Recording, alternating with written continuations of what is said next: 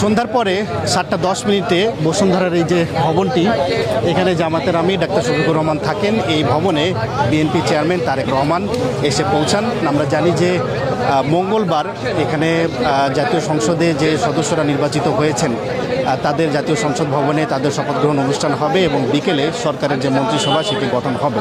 তো সরকার গঠনের এই প্রক্রিয়া সেগুলো তো চলছে, এর সঙ্গে রাজনীতিরও ব্যাপার আছে। সেখানেই আসলে তারেক রহমান এখানে তার বিরোধী যে দলগুলো থাকবে বা জোট থাকবে তাদের যে নেতারা রয়েছেন, শীর্ষ নেতারা রয়েছেন, তাদের সঙ্গে সাক্ষাৎ করবেন বলে তিনি জানিয়েছিলেন এবং তারই অংশ হিসেবে জামাতের আমির শফিকুর রহমানের সঙ্গে তার এই সাক্ষাৎকার অনুষ্ঠিত হলো।